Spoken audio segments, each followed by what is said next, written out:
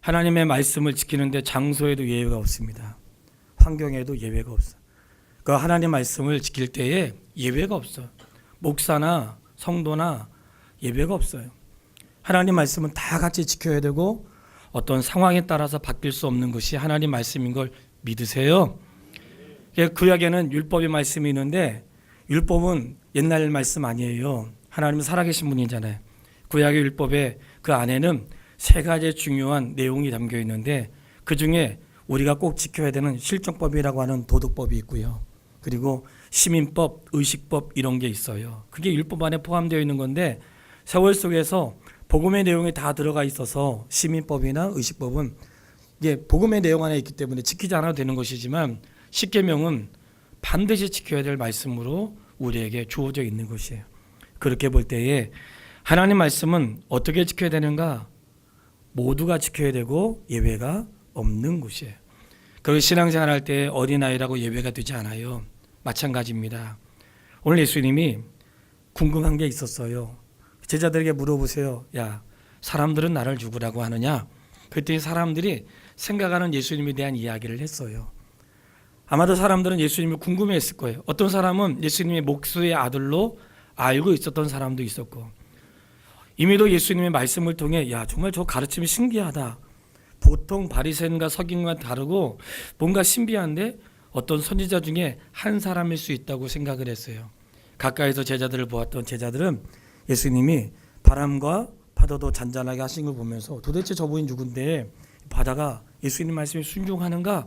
그런 시간을 갖기도 했어요. 근데 주님이 이렇게 말씀하세요. 너희는 나를 누구라 하느냐 그랬어요. 오늘 주님의 관심은 다른 사람들의 고백이 아니에요. 내가 주님을 어떻게 고백하고 있느냐가 중요해요. 오늘 나는 주님을 어떻게 고백하고 있습니까? 신앙생활 하는데 다른 사람의 고백을 주님이 듣고 싶은 게 아니에요. 그 사람은 그 사람이 알아서 할 거예요. 오늘 주님의 관심은 너희들은 나를 누구라 하느냐 하면서 베드로가 먼저 대답했지만 베드로만의 고백이 아닌 거예요. 그 말씀 오늘 저에게 하신 말씀이고 오늘 각자에게 주시는 주의 말씀인데 주님이 말씀하시는 거예요. 너희는 나를 누구라 하느냐 할 때에 주님이 누구시라고 고백할 수 있어야 돼. 이게 고백이 안 되면 심각해지는 거예요. 그렇기 때문에 예수님이 말씀하세요. 야, 너희는 나를 누구라 하느냐 할 때 베드로가 정답을 말했어요. 주는 그리스도시요 살아계신 하나님의 아들이십니다. 할렐루야. 우리도 같이 한번 고백해 볼까요? 다 같이 시작. 주는 그리스도시요 살아계신 하나님의 아들이십니다. 아멘. 꼭 그렇게 고백할 수 있게 되기를 바랍니다. 그렇게 고백을 했어요. 근데 우리가 고백을 했지만 이 고백이 무슨 뜻인지 모르면 안 되잖아요. 예수님을 아는데 그 당시에도 예수님을 알았지만 예수님을 목수의 아들로 아는 것으로는 하나님 나라에 갈 수가 없어요. 예수님을 알긴 아는데 그 예수님이 수천 명의 사람을 먹인 것으로 알고 그 정도로는 천국 갈 수 없어요. 알긴 아는데 예수님 바람과 파도도 잔잔하게 하시는 분이다. 그런 고백 가지고는 천국 갈 수 없습니다. 도대체 무엇을 고백해야 되는가? 주님이 누구신지를 알아야 돼요. 근데 베드로가 너무나 정확하게 대답을 한 거예요. 주는 그리스도시요 살아계신 하나님의 아들이십니다. 주님이 듣고 싶은 대답을 했어요. 나중에 베드로에게 제자들에게 말씀하세요. 아직은 내가 때가 안 됐으니 내가 그리스도라고 하는 것을 말하지 말아라. 그러니까 예수님 누구세요? 그리스도예요. 이 그리스도라고 하는 이 고백이 너무 중요해. 예수님은 그리스도세요. 근데 예수님이 내가 아직 그리스도라는 걸 말하지 마라. 도대체 그리스도가 뭘까요? 할 때에 이미도 우리가 알고 있는 말씀이지만 정리를 해드리는 거예요. 그리스도라고 하는 것은 기름 부음 받은 자 이런 뜻이 있어요. 뭐라고 한다고요? 기름 부음 받은 자. 기름 부음 받은 자인데 구약 성경을 통해서 이미 예수님을 예표해 주었지만 사람들은 잘 몰랐어요. 구약의 이스라엘을 지도하는 세 분류의 사람들이 있었어요. 첫 번째 선지자. 선자는 아버지의 말씀을 대언하는 사람. 두 번째 제사장. 제사장은 이스라엘 백성들 하나님 앞에 나갈 때에 예배하며 그들의 죄를 용서받을 수 있도록 중간에서 역할을 그저 쓰임 받았던 사람이죠. 또 한 분류의 사람이 있어요. 왕이에요. 왕은 국가를 통치한다고 생각했지만 이 왕은 하나님을 대신하여 행하는 것이었어요. 이렇게 이스라엘 백성들을 예배하고 통치하고 하는 데에는 세 가지의 중요한 직분을 가진 사람들이 쓰임을 받았습니다. 선지자, 제사장, 왕. 이 세 사람의 직분들이 각각 쓰임을 받았는데 너무 놀랍게도 이 세 직분이 앞으로 오실 예수님이 어떤 분이신지를 말하고 있었다는 거예요. 제사장들은 하나님이 나에게 들려준 말씀을 선포하면서 자기의 말이 아니라 하나님 말씀을 전했어요. 하나님 말씀을 전한 것 때문에 때로는 벌거벗기도 하고 때로는 감옥에 들어가기도 하고 때로는 죽임을 당해도 그들에게 주어진 사명은 하나님 말씀을 전하는 것이었기 때문에 선지자는 하나님 말씀을 전하는 역할을 했고, 제사장은 백성들이 아버지 앞에 왔을 때에 자기의 죄를 고백하고 회개하고 그리고 이 죄 용서받는 그러한 집례를 했던 사람이 제사장이었고, 왕은 백성을 통치하고 백성을 보호하고 다스려야 될 책임이 있는 자라고 했어요. 근데 우리는 구약을 통해서 너무 슬픈 소식을 들었어요. 제사장, 선지자 중에도 가짜가 있는 거예요. 선지자 중에도 가짜가 있는 거예요. 어떤 선지자는 자기 먹고 사는 일에 바쁜 사람이 있어요. 어떤 선지자는 거짓말하는 선지자가 있어요. 야, 너만 하나님의 종이냐? 나도 하나님의 종이다. 너만 말씀 들었냐? 나도 들었다 하면서 가짜 선지자도 있었다는 거예요. 제사장 중에는 정말 하나님을 경외하며 예배하는 제사장도 있었지만 예배를 형식으로 하고 하나님을 경외하지 않는 자들도 있었는데 하나님의 불쌍히 여김을 받았죠. 왕은 누굴까요? 우리에게도 왕이 있으면 이방 나라처럼 왕이 있으면 우리도 잘 보호를 받겠지. 우리도 좀 잘 통치받고 보호받을 수 있다고 생각했지만 하나와 같이 온전한 왕들이 없었어요. 그러니까 백성들의 마음에 어떤 것들이 생겼을까요? 와, 진짜 선지자는 없을까? 진짜 선지자. 사람 말 말고, 사람 눈치 보는 자 말고 하나님 말씀 우리에게 정말로 그대로 주는 진짜 선지자가 없을까? 진짜 제사장이 없을까? 자기의 삶을 위해서 그냥 형식적으로만 예배하는 그런 사람 말고 진짜 주님 앞에서 경외하며 진짜 제사장은 없을까? 야, 우리에게 진짜 왕은 없나? 이런 갈급함이 이스라엘 백성들 마음에 있었는데 놀랍게도 이들은 세움을 입을 때에 기름을 부어 세우는 자들인 거예요.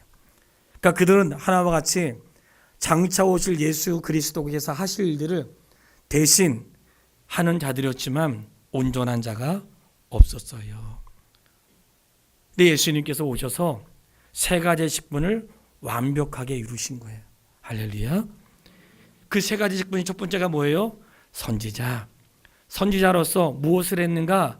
구원받아야 될 도리를 1.1획도 빼놓지 않고 말씀을 전해주신 거예요. 구원을 받아야 될 하나님의 뜻을, 구원에 대한 진리를 하나도 빠짐없이 그대로 우리에게 말씀하신 진정한 선지자가 되시고, 예수님 또 누구신가?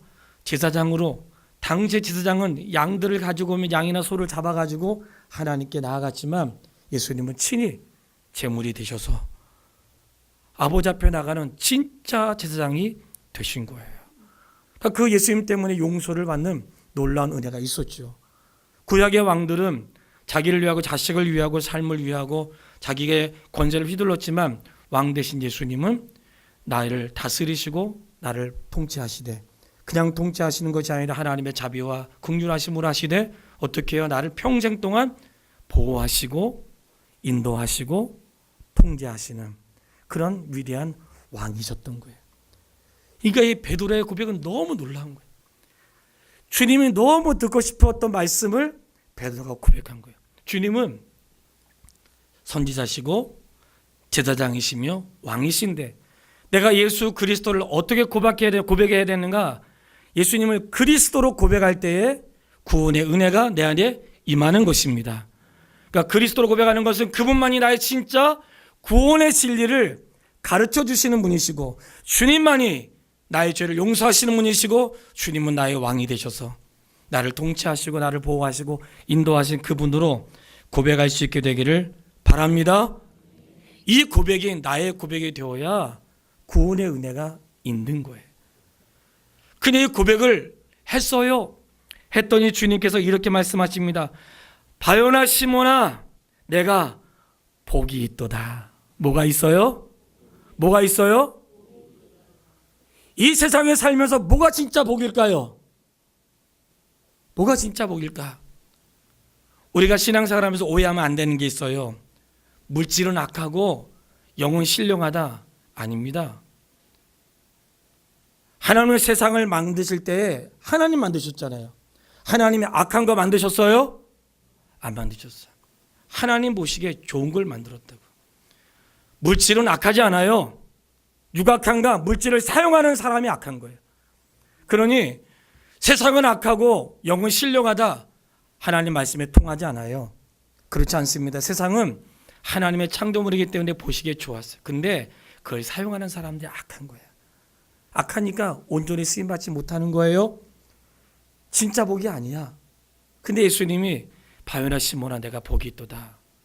무엇이 복일까요?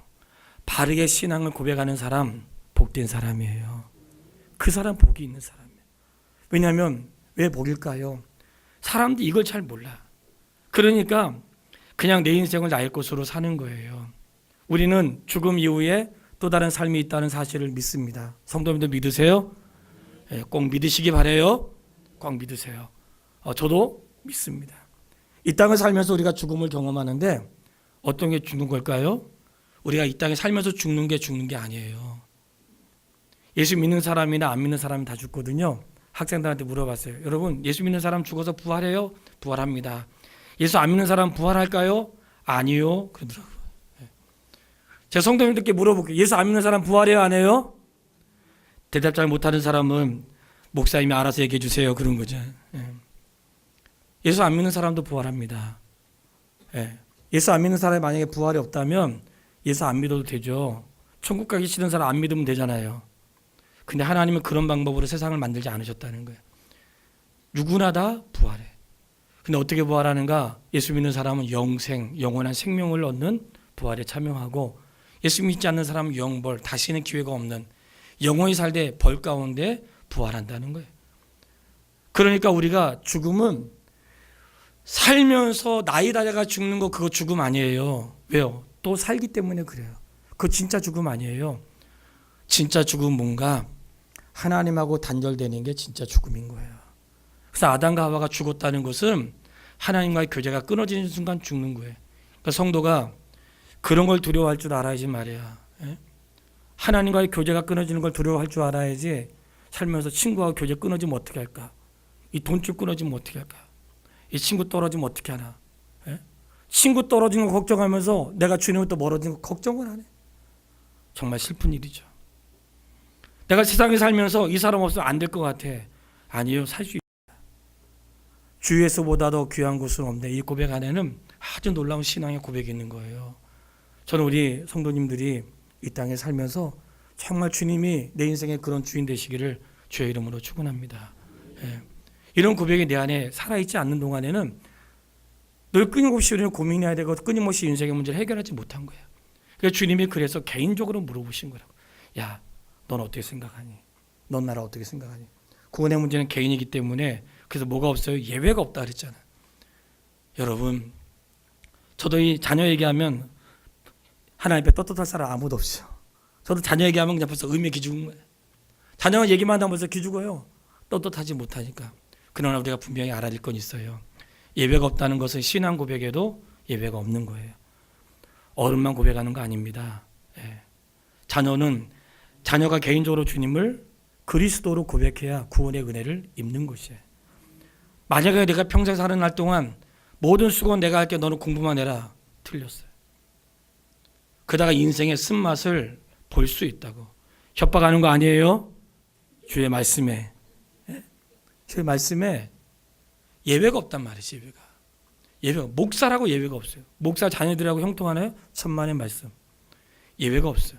근데 신앙 고백이 예외가 없는데 주의 말씀이 바요나 시몬아, 내가 복이 있다. 누가 복이 있어요? 바르게 신앙을 고백한 사람 복이 있는 거야. 왜냐하면 이 사람 죽어도 살고 영원한 하나님의 나라 백성이 되고요. 그런 왕권을 가지고 살기 때문에 그 사람 복이 있는 거예요. 우리가 시대에 흘러가는 조그마한 그런 복에 영원한 것을 놓치지 마세요. 네. 정말 우리의 눈을 열어 하늘의 신령한 것을 보시라고. 근데 바요나시와 내가 복이 있도다 했는데 그 다음 말씀도 기가 막히네. 예수님, 제가 잘했죠? 글쎄 제가 그래 주님 따라갔다니까요. 제가 그래도 예수님의 제자인데 이 정도는 알고 있어야 되죠. 그렇게 말할 기회를 주지 않았어요. 주님 뭐라고 말씀하시냐면 이를 알게 하니는 혈육이 아니요 하늘에 계신 내 아버지시니라. 너가 그렇게 고백할 수 있는 것 누가 알게 해주신 거예요? 하나님이 알게 해주신 거예요. 성도가 살면서 은혜를 입었어요. 누가 알게 해주신 거예요? 하나님 알게 해주신 거예요. 제가 그랬어요. 우리 학생들한테도 나의 나된 것은 하나님의 은혜로 되었으니. 사도 바울이 고백하면서 이렇게 고백했어요. 내가 다른 사도들보다 더 많이 수고하였으나 내가 한 것이 아니요 하나님의 은혜로다. 이 말씀이 얼마나 기가 막힌 건지 아세요? 목사님, 내가 더 많이 했는데요? 내가 저 사람은 더 많이 헌신했는데요? 더 많이 수고했는데요? 하나님의 은혜로 아세요. 하나님의 은혜인 거예요. 내 사람들이 종종 이런 걸 잊어버려. 내가 열심히, 내가 건강해서, 심지어는 이런 거예요. 저 사람은 왜 못 먹는 게 이렇게 많아? 여러분, 못 먹는 게 없는 것을 하나님의 은혜로 생각하세요. 예? 진짜라니까? 저 사람이 이렇게 가리는 게 많어. 그 사람 체질이 그런 거예요. 나는 가리는 게 없어. 그걸 주님의 은혜로 하세요. 주님이 붙들지 않으시면 그런 역사가 없는 거예요. 오늘 우리가 어떻게 멀쩡하게 앉아 있어요? 주님이 붙드시기 때문에 그런 거예요. 자연적으로 된 게 아니라고. 나의 나된 것이 하나님의 은혜는 내가 더 많이 수고했어도 더 많이 수고할 수 있도록 하나님 내 삶의 형편에 평강을 주시고 마음의 위로와 소망을 주시고 할 수 있는 기회를 주신 거예요. 그렇기 때문에 하나님의 은혜인 거예요. 바울은 그거 알았어요. 그렇기 때문에 내가 더 많이 수고해도 자랑하지 못했어. 그것조차도 하나님의 은혜라고 한 것이에요.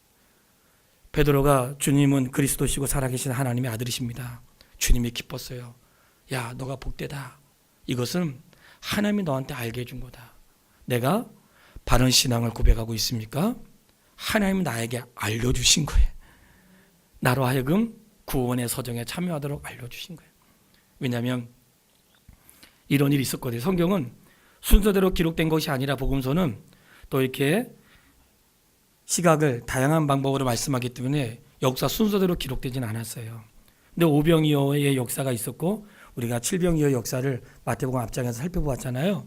근데 오병이어의 역사가 있고 어느 날 많은 사람들이 예수님께도 모였단 말이죠. 요한복음에 자세히 기록되어 있어요. 모여서는 그때는 먹고 배부른 것으로 모였지만 이제는 예수님이 야, 먹고 배부른 걸로 끝나면 안 되고 생명의 양식을 먹어야 된다. 내가 바로 하늘에서 내려온 떡이다. 이렇게 이야기했거든요. 사람들이 떠나갔어요. 기억하세요? 사람들이 예수님이 오병이어 역사가 있을 때 많이 따라다녔어. 그리고는 예수님을 자꾸 따라다닌 거 왜요? 예수님 따라다니면 귀신은 쫓아내주죠. 병 고쳐주시죠. 너무나 있으면 배고프면 뭐예요? 밥도 먹여주시는 거야. 그러니까 열심히 쫓아다닌 거예요. 근데 어느 날 주님 말씀하시는 거야. 어느 시점에서. 왜냐하면 나를 따라다니고 먹고 배부르고 귀신 쫓아나가고 병 고침 당하고 그걸로만 쫓아다니면 안 된다는 거야. 그러니까 어느 시점에 주님이 말씀하시는 거야. 야, 너희가 먹고 배불렀지? 그걸로 먹으면 안 돼. 생명의 양식을 먹어야 돼. 생명의 양식을 주십시오. 내가 생명의 양식이다. 그러니까 이 사람들이 저 사람 미쳤구나. 자기가 생명의 양식이라니. 이렇게 주님을 오해하게 된 거예요. 그때로부터 사람들이 주님을 떠나가고 다시는 그와 다니지 않았대요. 오늘날 그런 사람이 있을까요? 없을까요? 예. 내가 그렇게 사니까 말 잘 못하는 거야. 예. 있어요. 어느 날 하나님 공급하다가 공급을 안 해주시는 거야. 떠나버려. 예. 어느 날은 기도 잘 들어주시더니 신기하게 시간이 지나가면 잘 안 들어주셔. 이제 수명이 다 됐나 보다. 옮겨. 예.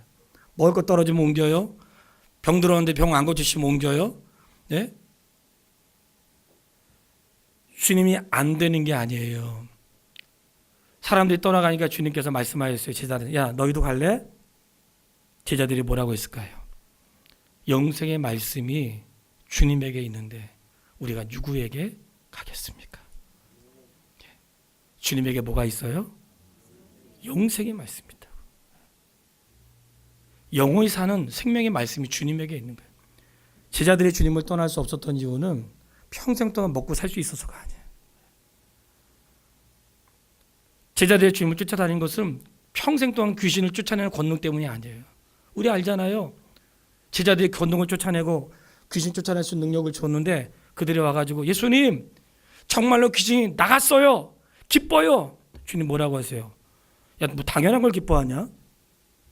그런 걸 기뻐하지 말고 너의 이름이 생명책에 기록된 걸 기뻐하라는 거예요. 사람들은 생명책에 이름 기록된 거는 별로 기뻐하지 않고 귀신 쫓아낸 거, 병 고침 받은 거, 많이 먹은 거, 기적 일어난 거 그런 것만 기뻐해요. 그러니까 우리가 신앙생활을 잘 못하고 있는 거예요. 사람들이 떠나가기 시작했어요. 주님 뭐라고 해요? 영생의 말씀이 주님에게 있습니다. 그러니까 오늘 우리가 주님을 떠날 수 없는 이유가 있다면 병 안 고쳐주셔서요.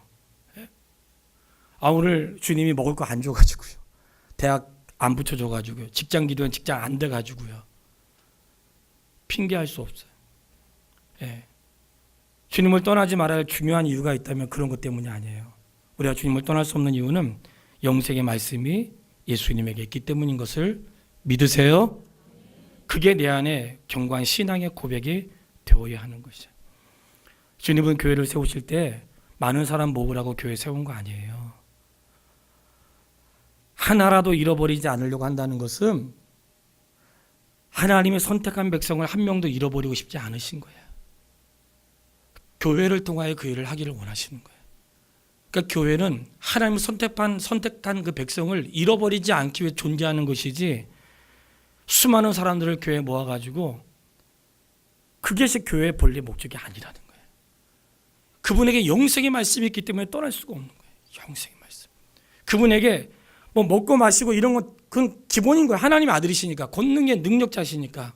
근데 우리가 영생의 말씀에 대한 그분의 말씀, 그분이 나의 구원의 길을 가르쳐 주신 선지자가 되시고 내 인생의 죄의 문제를 해결하신 제사장이 되시고 나를 통치하시고 보호하시고 그리고 인도하시는 왕으로서의 주님을 보지 못하고 귀신 쫓아내고 배고프면 밥 주고 이런 것으로는 주님을 아니, 그런 것 떨어지면 주님도 떠나는 그런 연약한 신앙을 갖는 것을 기뻐하지 않으신다는 거예요.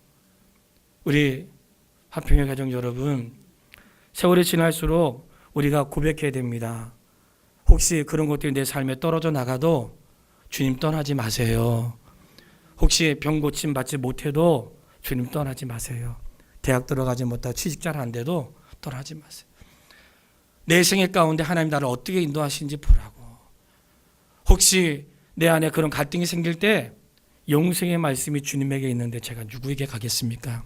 영생의 말씀이 어디에 있어요? 어디에 있어요? 고백하세요. 어디에 있어요? 이 말은 다른 데는 없다는 거야. 다른 데는 없어요. 다른 데는 영생의 말씀이 없다고.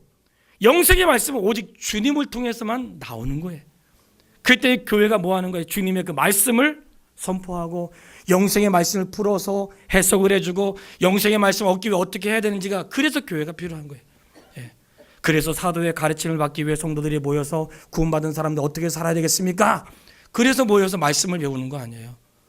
그렇기 때문에 하나님의 교회가 모인 성도들이 예외가 없이 우리 어린 아기부터 어른까지 숨이 헐떡거리며 생명을 마치게 되는 그 순간까지 그냥 예수 믿으세요, 예수 믿으세요, 예수 믿고 천국 가세요 하는 그 안에는 그냥 믿는 게 아니고요, 주는 그리스도시요 살아계신 하나님의 아들이십니다. 주님이 진짜 선지자시고 나의 죄를 용서한 제사장이시고 그리고 나의 왕이심을 고백하는 하나님의 사람이 되시기를 바라요. 그리고는 이렇게 말씀하세요. 요거밖에 안 했는데 벌써 시간이 많이 지났는데. 그리고 말씀하세요. 베드로야, 내가 이 반석 위에 내 교회를 세우리니 그랬어요. 여기서 반석이라고 하는 것은 흔들리지 않는, 흔들릴 수 없는, 흔들리지 않는 것 위에 내 교회를 세우겠다 그랬는데 흔들리지 않는 게 무엇인가? 베드로가 아니고요. 베드로의 신앙 고백. 주는 그리스도시고 살아계신 하나님의 아들이십니다. 흔들리지 않는 그 고백 위에 하나님의 교회를 세운 거예요. 그러니까 교회는 우리가 말씀을 통해 가르침 받았잖아요. 사도들과 선지자 터 위에 세워진 교회라고 했어요. 교회는 사람이 만든 게 아니에요. 교회 사람 만든 거 아닙니다. 그저 하나님 우리가 어떻게 해야 돼요? 하나님 어떻게 해야 돼요? 하는데 그때 하나님의 성령이 임하시면서 교회가 만들어진 거라고. 교회는 사람 만든 게 아니에요. 왜? 가정을 얘기할 때 하나님이 짝지어진 것을 나눌 수 없느니라 오늘 아침 큐티의 말씀 나눴잖아요. 왜 그럴까요? 가정을 누가 만드셨어요? 하나님 만드셨기 때문에 그런 거예요. 하나님이 만드셨기 때문에 나누지 못한다는 거예요. 하나님이 하셨기 때문에. 그러니까 하나님이 하셨기 때문에 교회도 누가 하세요? 하나님 만드신 거예요. 사람 만든 게 아니에요. 제가 개척했다고 제가 만든 거 아닙니다. 내 교회 아닌 거예요. 뭐라고 해요? 반석에 내 교회를 세우리. 누구 교회를 세우신다는 거예요? 정확히 고백하라 하세요. 주님의 교회예요. 할렐루야. 주님의 교회를 세워. 교회 머리가 누구세요? 주님이세요. 예수님이세요. 목사 아닙니다. 장로 아니에요. 집사 아니에요. 헌금 많이 한 사람 교회 주인 아닙니다. 봉사 많이 한다고 교회 주인 아니에요. 교회 주인 누구세요? 예수님이세요. 이거를 잊으면 안 돼. 내가 주인인 것처럼은 사는 건 옳은 거예요. 내가 주인인 것처럼 하는 거 옳은 거예요. 이사를 갔는데 뭐 이게 화장실에 세면대가 물이 안 빠져가지고 교체된다 그래가지고 나 돈 엄청 들어가는 줄 알고요. 이 주인한테 전화했잖아요. 고쳐달라고 했더니 하고 영수증 청구하라 그러더라고요. 갔더니 뭐 그렇게 많이 드는 건 아니에요.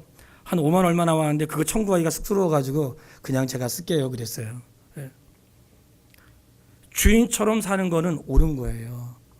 하나님의 교회는 주인의식을 가지고 하는 거 옳은 거지만 내가 주인은 아니라는 사실을 기억하세요. 교회의 주인은 주님이세요. 교회의 주인만 주님인가? 내 가정의 주인도 주님이시고 내 삶의 주인이 주님이세요. 그렇기 때문에 이 교회가 주인이 주님이시기 때문에 음부의 권세가 이길 수 없다는 거예요. 구원받은 사람 누가 이길 수 없어요.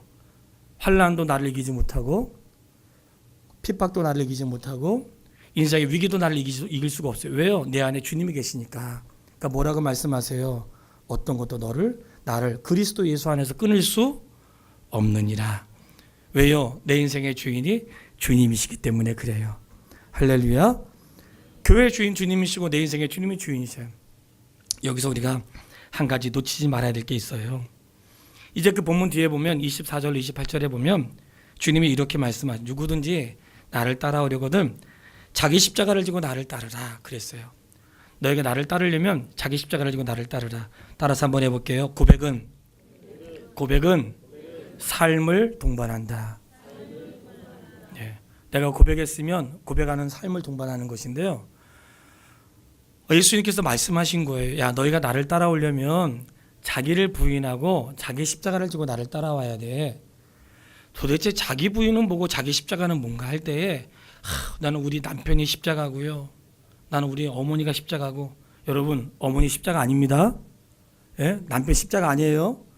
십자가를 오해하는 거예요. 언제 성경이 자기 남편이 십자가라고 그러고 부인이 십자가라고 그러고 시어머니가 십자가라 그랬어요. 그거 십자가 아니에요. 예. 십자가 아니에요. 그건 십자가 아니에요. 자기를 부인하고 자기 십자가를 지라는 것은 뭐냐면 자기 부인은 나의 뜻대로 하지 않는 것을 말해요. 자기를 부인한다는 것은 나의 뜻대로 하지 않겠습니다. 이거예요. 그럼 누구의 뜻대로 하겠다는 거예요? 주님의 뜻대로 하겠다는 거예요. 자기를 부인한 매사에 자기를 부인하고 따라온다는 것은 내 생각에는 나도 생각이 있는 사람이잖아요. 저도 생각 있는 목사잖아요. 그렇게 보이시죠? 나도 생각이 있다고. 근데 준호야 너 생각 말고 내 생각대로 목회해. 이게 자기 부인이에요. 나도 생각이 있어요. 근데 그거 말고 자기 생각을 부인하라는 것은 나에게 모든 생각을 부인하라는 게 아니라 하나님 말씀과 충돌되었을 때 어떻게 하라는 거예요? 순종하라는 거예요. 하나님 말씀과 내 삶에 충돌이 일어날 때 자기를 부인한다는 것은 우리가 주의 말씀을 들었는데 말씀을 들으면 자꾸 내 안에 충돌이 생겨요. 신앙생활을 잘할수록 충돌이 적게 생기겠죠. 근데 신앙생활 하다 보면 충돌이 생겨. 매사에 충돌이 많이 생기는 것은 그만큼 내가 신앙생활을 늦게 시작했거나 해야 될 게 많은 거야. 근데 충돌이 생긴다면 내 안에 충돌이 생길 때 어떻게 하는가? 자기를 부인하고 주님을 따라가는 거예요.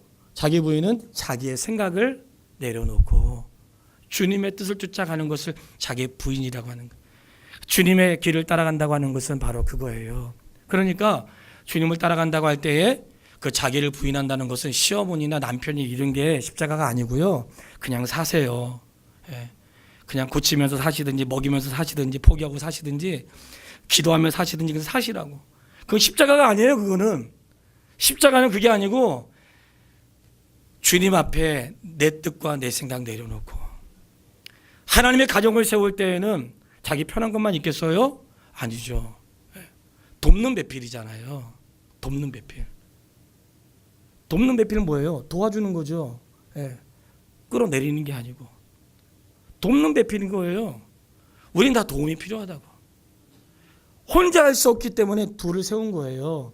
생각해보면 남자만 모였다고 생각해보세요. 여기서 생명이 나오겠어요? 생명 안 나옵니다. 여자끼리는 뭐 해봐요? 생명 안 나와요. 왜 동성동본 그리고 막 요즘에 그 남자끼리 여자끼리 막 결혼 이런 얘기 막 나오잖아요. 왜 안 돼요? 거기에는 생명이 없다고. 남자끼리 생명을 잉태할 수가 없어요. 여자끼리 생명 잉태할 수가 없어. 남자와 여자가 있어야지만 생명이 잉태가 되는 거예요. 하나님의 그런 방법으로 세상을 통치해 나가시는 거예요. 근데 하나님의 통치 방법을 사람들이 거스르고 자기 생각대로 자기 편한 대로 하니까 그것이 하나님의 뜻에 어긋나는 것이지만 실상은 음료의 유혹이죠. 그러니 자기를 부인한다고 하는 것은 사람이 아니에요. 그것은 나의 생각과 뜻을 내려놓는 그 말씀을 하는 것이고요. 그랬을 때에 예수님의 고백 속에 그랬잖아요. 야, 주는 그리스도시고 살아계신 하나님의 아들이십니다 했더니 베드로가 너무 좋아 칭찬받았잖아요. 그래서 너가 나한테 고백했으니까 말하는데 내가 십자가에 달려 죽고 부활할 거야 했더니 베드로가 뭐라 그래요? 주님, 절대로 그런 일이 있으시면 안 됩니다. 그랬잖아요. 누구 생각이에요? 자기 생각이죠. 그러니까 예수님께서 뭐라고 하세요? 너가 하나님의 일은 생각하지 않고 사람의 일을 생각하는구나. 이게 뭘까요? 자기 부인이야. 아마 가장 크게 걸릴 사람은 분명히 목사일 거예요. 분명히 목사일 거예요. 하나님 뜻대로 하려고 하는데 어느 날 내 생각이 앞서고 옳다고 생각했는데 어느 날 보니까 옳지 않은 거예요. 그러니 날마다 죽어야 사는 거예요. 오늘 주님을 따라가는 길은 다른 사람의 십자가가 아니고 내가 하나님 말씀과 충돌이 일어날 때에 내가 고백을 했다면 그 고백 앞에 순종하는 것이 맞는 생각인데 하나님의 일을 생각하지 않고 사람의 일을 생각한 거예요. 그때 주님께서 이렇게 말씀을 하세요. 27절 말씀을 다 같이 읽겠습니다. 27절 같이 읽겠습니다. 인자가 아버지의 영광으로 그 천사들과 함께 오리니 그때에 각 사람이 행한 대로 갚으리라. 믿으세요? 오늘 주님 말씀하셨어요. 야, 나를 따라오면 죽을 수도 있어. 진짜 죽는 건 뭐예요? 하나님과 단절되는 게 죽는 거라 그랬어요. 근데 성도 여러분 기억하세요. 수고만 있지 않습니다. 내가 살아가면서 수고할 수 있는 것 은혜예요. 내가 건강하니까 일할 수 있는 거죠. 하나님 나에게 지혜를 주었으니까 할 수 있는 거죠. 돈이 있으니까 쓰는 거죠. 은혜라고. 은혜. 근데 수고만 있지 않아. 우리가 예수 그리스도를 내 인생의 구주로 고백할 때 뭐라고 고백해요? 왕이신 하나님. 그 왕이 세상을 다시금 새롭게 하기 위해 다시 오실 때에 어떻게 오세요? 심판의 왕으로 오셔서 그때에 주님을 향하였던 사람들에게 상 주시는데 뭐라고 하죠? 내가 갚아줄 것이다. 여호와께 나가는 자는 그가 살아계신 것과 상 주시는 분임을 믿어야 할지니라. 하나님 우리에게 상 주세요.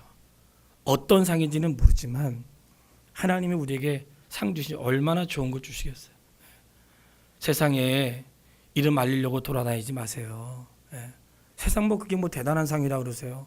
대통령상 하나 받은 것도 저도 엄청나게 자랑하고 다녔거든요. 그러다 아버지가 잊어버렸잖아요, 상. 지금 확인이 안 돼, 보여주고 싶어도. 내 대통령 사진 찍었는데 아버지가 갖고 자랑하다 다니다가 잊어버렸어요. 확인이 안 돼. 근데 말이죠, 하나님 갚아주시는 그날이 있다는 거예요. 이게 성도의 신앙 고백인 거예요. 내가 지금 이렇게 해도 주님은 아시고, 그러니까 주님 뭐라고 하세요? 야, 은밀하게 해도 내가 다 알아. 사람에게 보이려고 하지 말고 너가 은밀하게 해도 내가 다 알아. 목사 몰라도 주님 다 아세요. 그러니까 신앙 고백인 거라. 오늘 주님이 베드로에게 말씀하셨어요. 베드로야, 너는 나를 죽으라 하느냐? 이 고백 앞에 베드로가 아니라 나의 신앙으로 받으시기를 바랍니다. 나의 신앙으로 받으셔서 정말 주님이 내 인생의 유일한 구원자가 되시고 주님이 나의 죄를 용서해 주신 유일한 제사장이 되시고 주님 내 인생의 유일한 왕이 되셔서 나를 통치하시고 다스리시고 보호하시고 인도하시는데 내가 그 주님을 믿기 때문에 이 땅에 어떤 어려움이 있어도 그것이 나를 끊을 수 없고 귀신을 쫓아내고 병든 자를 고치고 뭐 대학에서 떨어지고 내 인생에 뭐 될 만한 것들이 안 돼도 그것은 주님이 나를 사랑하지 않는다는 증거가 아니라 내가 주님을 믿기 때문에 이런 어려움과 시련이 와도 나는 떠날 수 없다. 이 고백이 나의 신앙의 고백이 되기를 주의 이름으로 축원합니다.